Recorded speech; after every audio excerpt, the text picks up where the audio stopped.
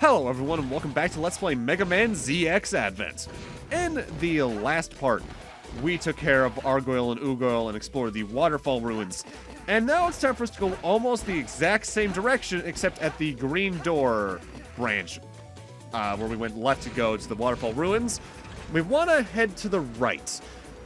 The waterfall ruins was interesting that it might be technically the largest level out of this new set of 3 that we have in terms of the amount of rooms in it, because these next 2 are pretty small in comparison by some metrics at least. This transfer is one way only to the mysterious lab. Transport? So we have a point of no return, sort of, but well, it's not very worth worrying about. Where am I? I remember this place. This is the building I first woke up in. You were locked up here? If this is where you received your Megaman preparation, there may be a clue about Albert's plan. Would you have a look?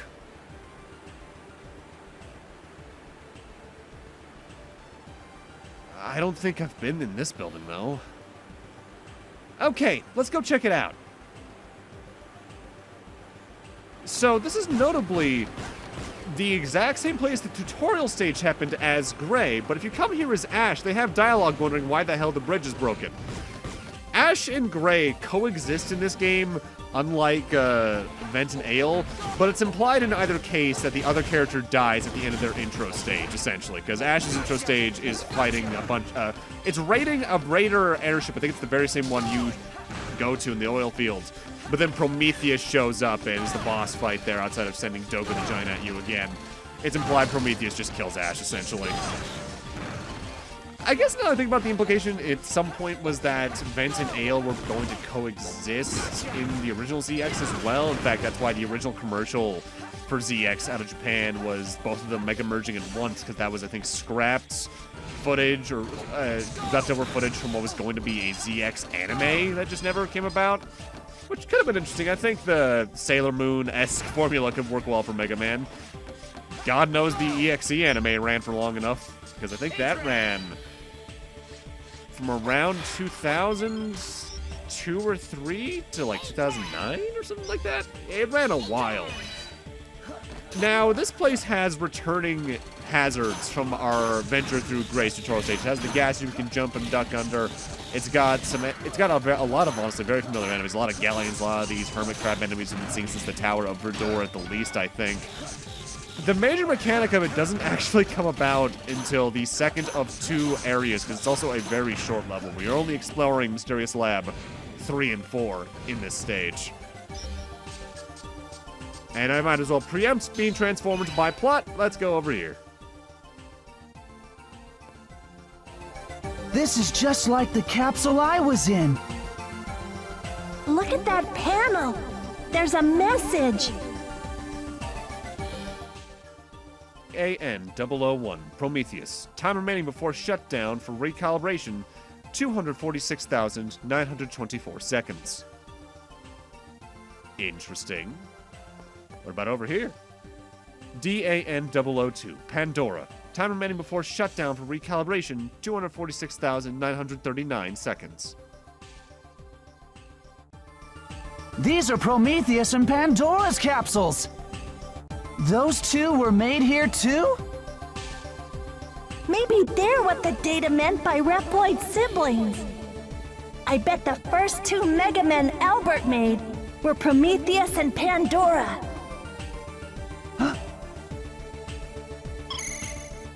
There's no doubt about it. These capsules are the chains that bound them, so that they wouldn't go against Albert's plan. Chains? The counter on the panel is probably Prometheus's life. It's set pretty short. They're made so that they'll die if they don't go back into the capsules for maintenance at regular intervals. In order to stay maintained, they have to do what Albert says. It looks like this building goes further in. There may be something left. Keep looking. Interesting. I should note, that, I believe, maths out the 246,000 seconds. I think that maths out to just about just under 3 days-ish, so they have to come back here at least every 3 days for whatever. Now it's in this screen that the major mechanic is actually going to start coming about. In that we're eventually going to have these batteries we can shoot to push around, or you can use especially Atlas's charge to knock them all over the place. We need to knock them into their container to open doors. You only need to do like 2 or 3 of them though, but there is an optional 4th one that allows us to get a power-up in this stage. By and large, each of these last 3 stages has some sort of permanent upgrade, be it a life up like it was back in the Waterfall Ruins, what we got here, and then the 3rd thing is over in the other stage that we'll get to. I think it's the next part. Model F/Atlas is recommendable just to get it around though, because the charge shot just does so much knockback, which I think is shared from side quest in the original ZX. I think it's been a hot minute. By and large, though, this level really doesn't feel like it gets enough time to cook up anything because it's a shared tutorial stage at the same time. It's probably one of my least favorite stages in the game because of that, but I do really like the boss character and the boss fight. And now I put this into such a way that I need to use the charge shot, and you'll get to see, yeah, that's a lot of knockback. So, of course, the boss door is right there. So you can just go to the boss fight right now, but since I put that battery in, we can come over here to this door, get the boss's secret disc, and go through this room for the upgrade in this stage. It is our next sub-tank, and I think this is the 4th one if memory serves. You need Argoyle and Ugoyle to get it, though, which is why I'm playing these 3 levels in the order I am. Why, thank you, Legacy Collection, for telling me that I got some unlockable cards. Seeing that UI pop up is shocking in this game a little bit, because the resolution difference is very notable. Not for nothing, though. One thing I've always liked about the Inti Creates games that are Mega Man, they always did really good sprite work, like either super expressive or just super detailed sprites for what they're working with. Either way, time for the boss fight. And this is the first boss fight I'm doing something very particular in. Hey, that's as far as you go! Nobody gets past this point! I'm just following Mr. Albert's orders! So, he's hiding something in here, too. Well, you're just gonna have to get out of the way. Hey, do you think you could just ignore me, Hedgeshock? You've got to face the penalty, a shocking penalty! Mr. Albert's orders are absolute!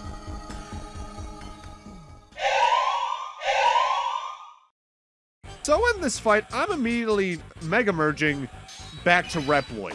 Remember those medals we've gotten 1 or 2 of thus far in the game? You get one in Hedgeshock's fight for destroying her without being Mega Merged. Every point of damage needs to be dealt by normal Ash or Gray. Hedgeshock, though, is a pretty straightforward boss. She has a couple of rolls, but one has spikes out, one that doesn't. That affects how much she bounces. If she's spikeless, she won't bounce onto the platforms. If she's spiked, she will. She can shoot electric balls at 5 distinct trajectories, either in a half circle above her or below her. She jumps for that lighter one. She can fill the room with water, which will affect your control, as well as the underwater bouncing when she's rolling around left to right.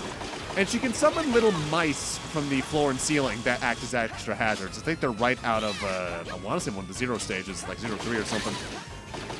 The notable thing about those mice, as well, is that you can knock them back into her to do some damage, but I believe you need to be in the Chrono Force Time Bomb Charge Shot to slow down time for that to actively do any damage.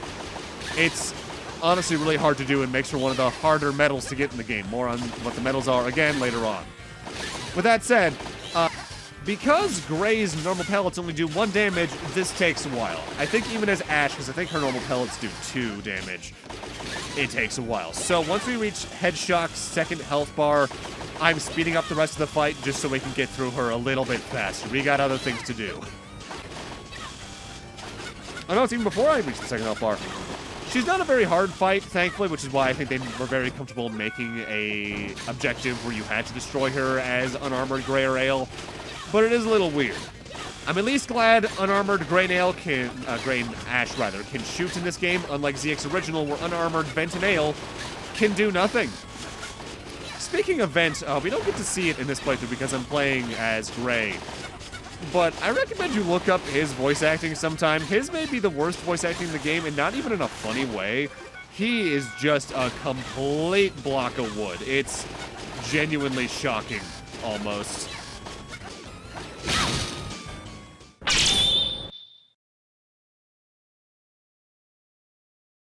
Hey! That kind of strength is cheating!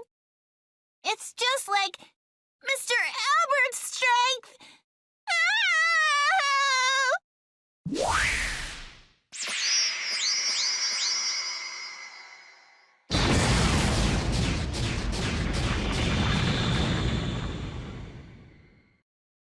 Mega Merge!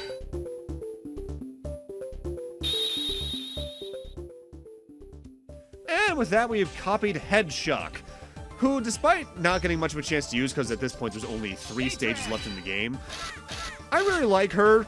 She can do a normal pellet charge. She can do the 5 pellets either above or below if you're jumping or not. Her main ability, though, is her dash. She rolls up into a ball. If you hold down while doing this, she goes down into a 1-tile height, allowing her to go through 1-tile high passageways that Gray and Ash can crawl through. This also allows her to get past certain hazards that you otherwise wouldn't be able to in those passageways. Is there only this one capsule? But it's empty. There's something showing on this panel, though. DAN000. Prototype. Final version complete. Start final phase. There were Mega Men being made even before Prometheus and Pandora? The process is finished, and the capsule is open.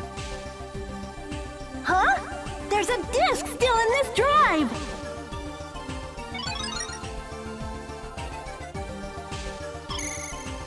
Very good, but all you managed to find is an empty capsule and some incomplete data? There might be some Mega Men that we don't know about. We'll analyze the data here and see what we can find. Send it with your mission report. Alright, and that's the end of that stage. It's a pretty short one, pretty straightforward, but it's fun all the same. The passage up ahead is really low. Crouching looks like the only way to get in, but with these obstacles in the way, we can't get all the way through. I've got it. Try morphing into Hedgeshock. Then hold down the D-pad and press dash. That way you can slip under. Hedgeshock's abilities aren't very good on the offensive, so you should avoid using her against enemies. You can shoot balls of electricity by holding down the attack button and releasing it. Well, come on. Let's use rolling dash to get into that passageway. You notably can see these little hunks of jello as early as the Arctic ice flows, where we fought Chronoforce. Because right near the Moth Queen side quest, there's another 1-tile passageway on the right side of that room I didn't show off that has those in it. I think it blocks off a secret disc. Unfortunately, that's all of what Hedgeshock really is used for in this game is secret discs. It's Thomas. We've succeeded in analyzing a file in the data you found. This is an initialization key for a special trans server. It contains transport coordinate data of some kind. We were able to completely recover it using the data that you sent. And we got the initialization key. Do you remember ever seeing a trans server that hadn't been initialized? A trans server that hadn't been initialized? If you find it, use that key. It's the data that had been split in 2 and guarded so vigilantly. Albert's presumably at the receiving end of that trans server. So I can initialize the trans server with this key? Okay, I'll go give it a try. So that's what the data we've gotten from the past 2 stages has been. It's an initialization key that allows us to access the penultimate stage of the game, but we need to find the trans server to get to the penultimate stage of the game first. And I think you can figure out, based on the fact we've done 2 out of 3 levels opened up at this point, where the trans server might be. But with that, I'm going to need to end this off here. Thank you guys for watching, and in part 16, we're going up to the next stage. See you guys then.